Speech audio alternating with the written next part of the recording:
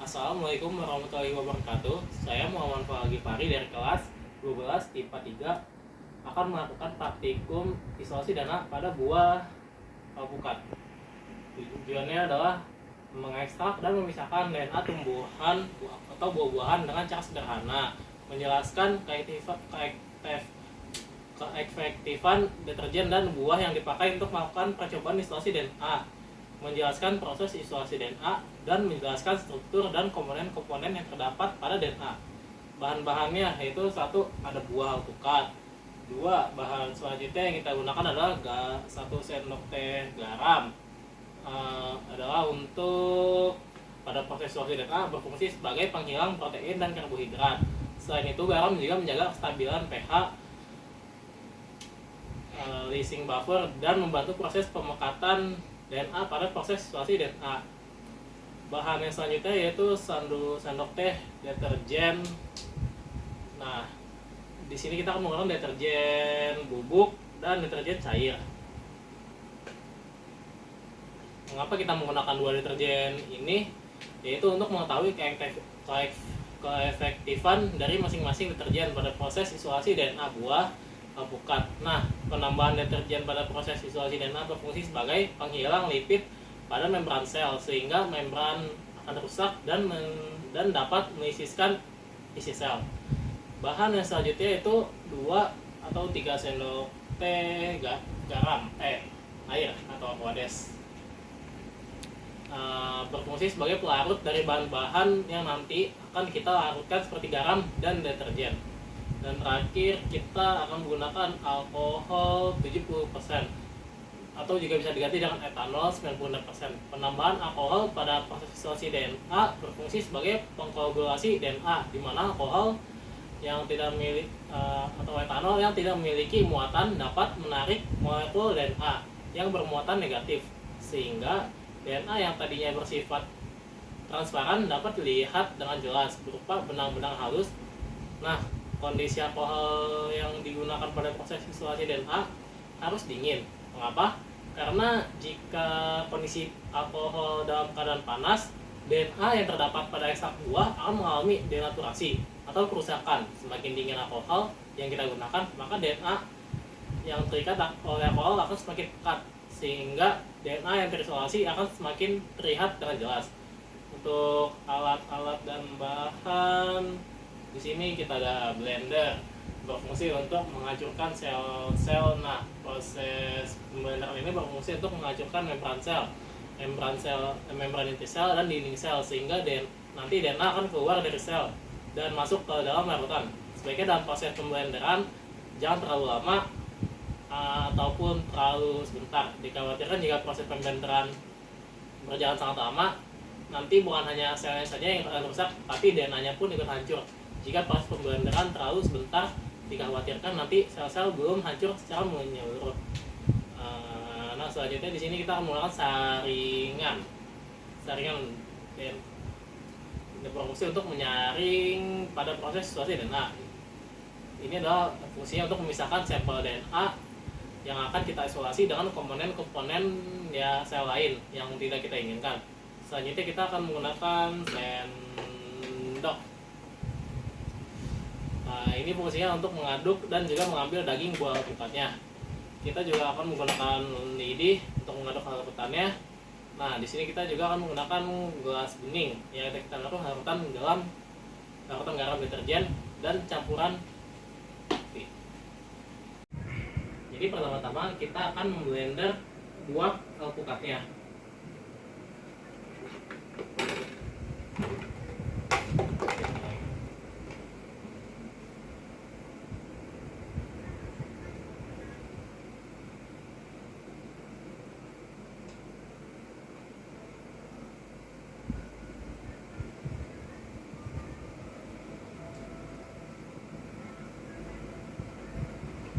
Akhirnya ini sudah saya blender.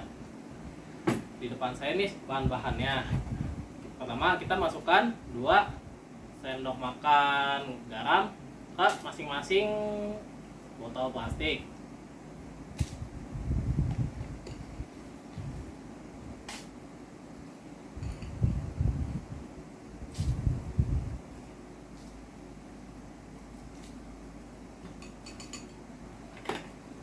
Selanjutnya kita tambahkan deterjen bubuk 2 sendok makan.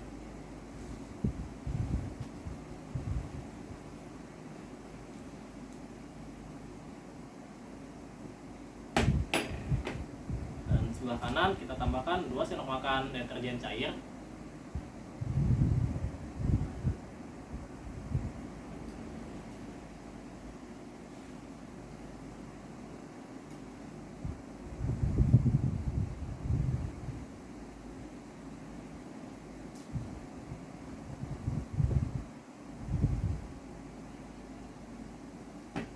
Lalu kita tambahkan aquades atau air sebanyak setengah botol.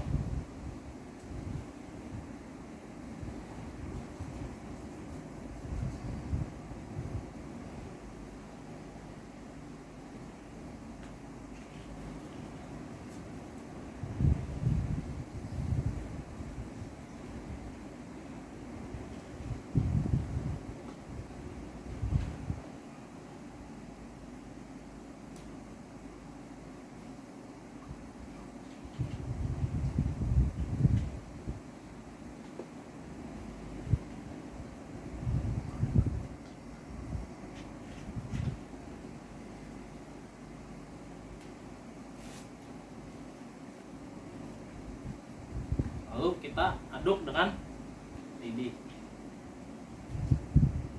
Usahakan perlahan-lahan agar tidak menimbulkan busa, karena bisa menyebabkan susah melihat DNA.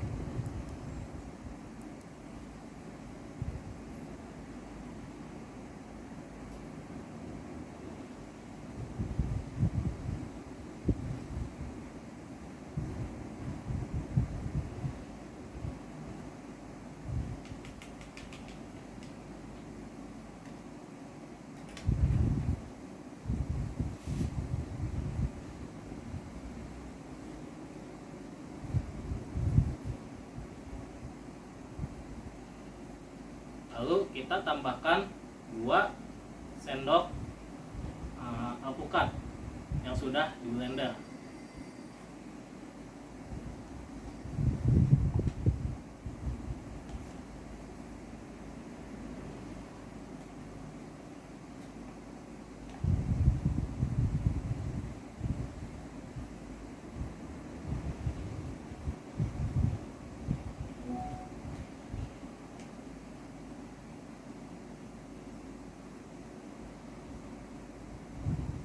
Lalu kita aduk perlahan.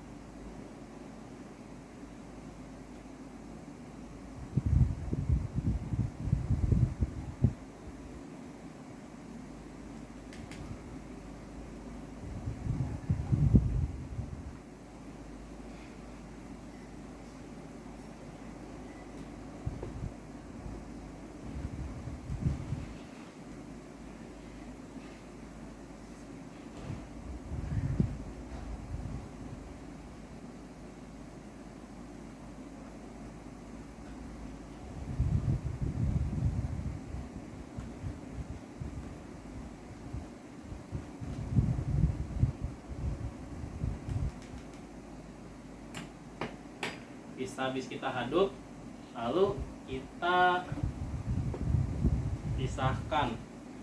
Ini untuk yang bubuk dan ini untuk yang cair. Lalu kita saring.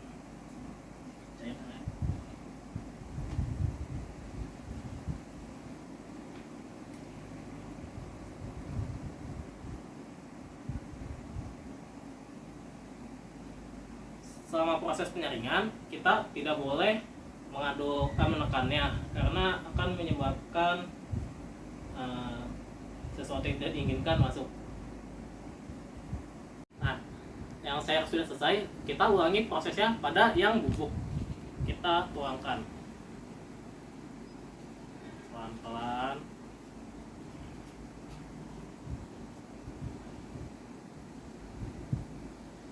Nah, lalu seperti yang cair, kita tinggal tunggu selama beberapa saat.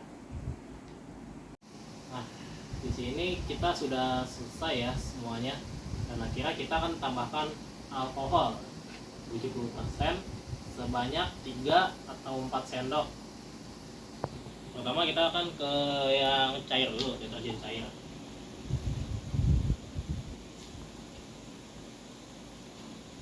Kita akan tuangnya ke pinggir-pinggirannya saja ya.